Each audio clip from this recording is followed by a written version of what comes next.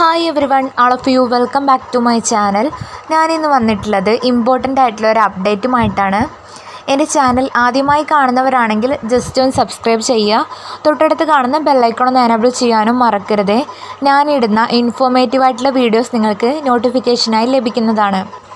കേരള സർക്കാർ സ്ഥിരം ജോലി ഫാം അസിസ്റ്റൻ്റായിട്ട് നിങ്ങൾക്ക് കേരള സർക്കാരിൻ്റെ കീഴിൽ ജോലി ആഗ്രഹിക്കുന്നവർക്ക് വേണ്ടിയിട്ടുള്ള ഡീറ്റെയിൽഡ് വീഡിയോ ആണിത്.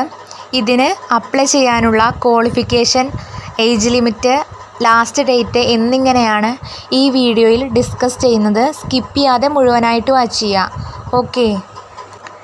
കേരളത്തിൽ ഫാം അസിസ്റ്റൻ്റ് സ്ഥിര ജോലി. കേരള സർക്കാരിൻ്റെ കീഴിൽ Kerala veterinary and animal science യൂണിവേഴ്സിറ്റിയിൽ ജോലി നേടാൻ ആഗ്രഹിക്കുന്നവർക്ക് സുവർണാവസരം. Kerala veterinary and animal science university ഇപ്പോൾ ഫാം അസിസ്റ്റൻ്റ് ഗ്രേഡ് 2 തസ്തികയിലേക്ക് നിയമനം നടത്തുന്നതിന് വേണ്ടി കേരള പബ്ലിക് സർവീസ് കമ്മീഷൻ വഴി യോഗ്യരായ ഉദ്യോഗാർത്ഥികളിൽ നിന്നും അപേക്ഷ ക്ഷണിച്ചു.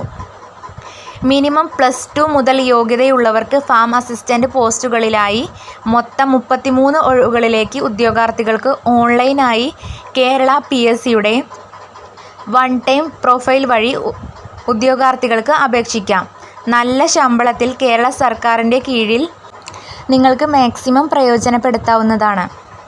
ഈ പോസ്റ്റിലേക്ക് അപ്ലിക്കേഷൻ സ്റ്റാർട്ട് ചെയ്യുന്നത് ജൂലൈ 30, 2024 നിങ്ങൾക്ക് അപ്ലൈ ചെയ്യാനായിട്ട് സാധിക്കും. അതുപോലെ തന്നെ ഇതിൻ്റെ ലാസ്റ്റ് ഡേറ്റാണ് സെപ്റ്റംബർ 4, 2024. സെപ്റ്റംബർ 4, 2024 മുമ്പായി ഈ പോസ്റ്റിലേക്ക് ജോബ് ആഗ്രഹിക്കുന്നവർ പെട്ടെന്ന് തന്നെ അപ്ലൈ ചെയ്യേണ്ടതാണ്. ഓക്കെ.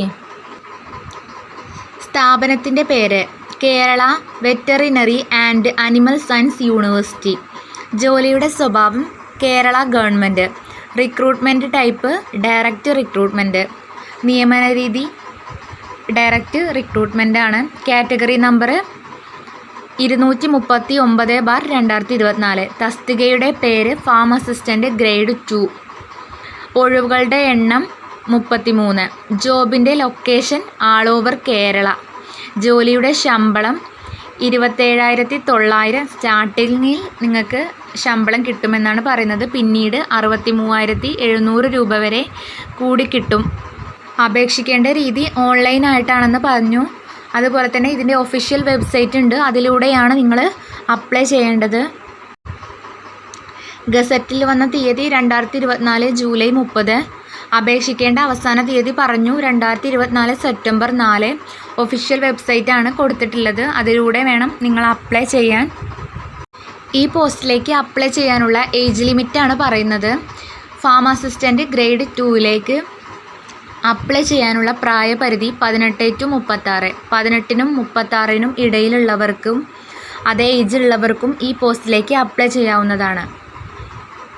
ഈ പോസ്റ്റിലേക്ക് അപ്ലൈ ചെയ്യാനുള്ള എഡ്യൂക്കേഷണൽ ക്വാളിഫിക്കേഷൻ ആണ് പറയുന്നത്. +2 അല്ലെങ്കിൽ ഈക്വലൻ്റ് ക്വാളിഫിക്കേഷൻ, തത്തുല്യമായ യോഗ്യത, diploma in poultry production, dairies, science laboratory techniques. Poultry production, dairy science ലാബോറട്ടറിയിൽ ഡിപ്ലോമ വേണമെന്ന് പറയുന്നുണ്ട്. അല്ലെങ്കിൽ BSc PPBM degree from a government recognised institution. PSc സർക്കാരിൽ നിന്ന് BPM ബിരുദം വേണമെന്നാണ് പറയുന്നത്. അംഗീകൃത സ്ഥാപനത്തിൽ നിന്നും ഡിഗ്രി വേണമെന്ന് പ്രത്യേകം പറയുന്നുണ്ട്. ഓക്കെ. നെക്സ്റ്റ്, ഈ പോസ്റ്റിലേക്ക് എങ്ങനെയാണ് അപ്ലൈ ചെയ്യേണ്ടതെന്നാണ് പറയുന്നത്. ഉദ്യോഗാർത്ഥികൾ കേരള പബ്ലിക് സർവീസ് കമ്മീഷൻ്റെ ഔദ്യോഗിക വെബ്സൈറ്റ് വഴി ഒറ്റത്തവണ രജിസ്ട്രേഷൻ പ്രകാരം രജിസ്റ്റർ ചെയ്ത ശേഷമാണ് അപേക്ഷിക്കേണ്ടത്. അതായത് നിങ്ങൾ PSCയിൽ വൺ ടൈം രജിസ്ട്രേഷൻ ആദ്യം ചെയ്തിരിക്കണം. അതിനുശേഷമാണ് അപേക്ഷിക്കേണ്ടത് എന്നാണ് പറയുന്നത്. രജിസ്റ്റർ ചെയ്തിട്ടുള്ള ഉദ്യോഗാർത്ഥികൾ അവരുടെ യൂസർ IDയും പാസ്വേഡും ഉപയോഗിച്ച് ലോഗിൻ ചെയ്ത ശേഷം സ്വന്തം പ്രൊഫൈലിലൂടെ അപേക്ഷിക്കേണ്ടതാണ്. ഓരോ തസ്തികയിലേക്ക് അപേക്ഷിക്കുമ്പോഴും പ്രസ്തുത തസ്തികയോടൊപ്പം കാണുന്ന നോട്ടിഫിക്കേഷൻ ലിങ്കിലെ അപ്ലൈ നൗവിൽ മാത്രം ക്ലിക്ക് ചെയ്യേണ്ടതാണ്. അപ്ലോഡ് ചെയ്യുന്ന ഫോട്ടോ 31/12/2013 ശേഷം എടുത്തതായിരിക്കണം. 1/1/2022 മുതൽ പുതുതായി പ്രൊഫൈൽ ആരംഭിക്കുന്ന ഉദ്യോഗാർത്ഥികൾ 6 മാസത്തിനുള്ളിൽ എടുത്തിട്ടുള്ള ഫോട്ടോഗ്രാഫ് അപ്ലോഡ് ചെയ്യേണ്ടതാണ്. ഫോട്ടോയുടെ താഴെ ഉദ്യോഗാർത്ഥിയുടെ പേരും ഫോട്ടോ എടുത്ത തീയതിയും വ്യക്തമായി രേഖപ്പെടുത്തിയിരിക്കണം. നിശ്ചിത മാനദണ്ഡങ്ങൾ പാലിച്ചുകൊണ്ട് അപ്ലോഡ് ചെയ്ത ഫോട്ടോയ്ക്ക് അപ്ലോഡ് ചെയ്ത തീയതി മുതൽ 10 വർഷത്തേക്ക് പ്രാബല്യമുണ്ടായിരിക്കും. ഫോട്ടോ സംബന്ധിച്ച് മറ്റ് നിബന്ധനകൾക്ക് ഒന്നും തന്നെ മാറ്റമില്ല. അപേക്ഷാ ഫീസ് നൽകേണ്ടതില്ല. പാസ്വേഡ് രഹസ്യമായി സൂക്ഷിക്കേണ്ടതും വ്യക്തിഗത വിവരങ്ങൾ ശരിയാണെന്ന് ഉറപ്പുവരുത്തേണ്ടതും ഉദ്യോഗാർത്ഥിയുടെ ചുമതലയാണ്. ഓരോ തസ്തികയ്ക്ക് അപേക്ഷിക്കുന്നതിന് മുമ്പും തൻ്റെ പ്രൊഫൈലിൽ ഉൾക്കൊള്ളിച്ചിരിക്കുന്ന വിവരങ്ങൾ ശരിയാണെന്ന് ഉദ്യോഗാർത്ഥി ഉറപ്പുവരുത്തേണ്ടതാണ്. കമ്മീഷനുമായുള്ള എല്ലാ കത്തിടപാടുകളും യൂസർ ID പ്രത്യേകം രേഖപ്പെടുത്തേണ്ടതാണ്. കമ്മീഷൻ മുമ്പാകെ ഒരിക്കൽ സമർപ്പിച്ചിട്ടുള്ള അപേക്ഷ സ്വാഭാവികമായി സ്വീകരിക്കപ്പെടുന്നതാണ്. അപേക്ഷ സമർപ്പണത്തിനു ശേഷം അപേക്ഷയിൽ മാറ്റം വരുത്തുവാനോ വിവരങ്ങൾ ഒഴിവാക്കാനോ കഴിയുകയില്ല. ഭാവിയിലെ ഉപയോഗത്തിനായി ഉദ്യോഗാർത്ഥികൾ ഓൺലൈൻ അപേക്ഷയുടെ സോഫ്റ്റ് കോപ്പി പ്രിൻ്റ് ഔട്ട് എടുത്ത് സൂക്ഷിക്കേണ്ടതാണ്. ഉദ്യോഗാർത്ഥികൾ അവരുടെ പ്രൊഫൈലിലെ മൈ ആപ്ലിക്കേഷൻസ് എന്ന ലിങ്കിൽ ക്ലിക്ക് ചെയ്ത് അപേക്ഷയുടെ പ്രിൻ്റ് ഔട്ട് എടുക്കാവുന്നതാണ്. അപേക്ഷ സംബന്ധമായി കമ്മീഷനുമായി നടത്തുന്ന കത്തിടപാടുകളിൽ നിന്ന് അപേക്ഷയുടെ പ്രിൻ്റ് ഔട്ട് കൂടി സമർപ്പിക്കേണ്ടതാണ്. തെരഞ്ഞെടുപ്പ് പ്രക്രിയയുടെ ഏതവസരത്തിലായാലും സമർപ്പിക്കപ്പെട്ട അപേക്ഷകൾ വിജ്ഞാപന വ്യവസ്ഥയ്ക്ക് വിരുദ്ധമായി കാണുന്ന പക്ഷം നിരുപാധികമായി നിരസിക്കുന്നതാണ്.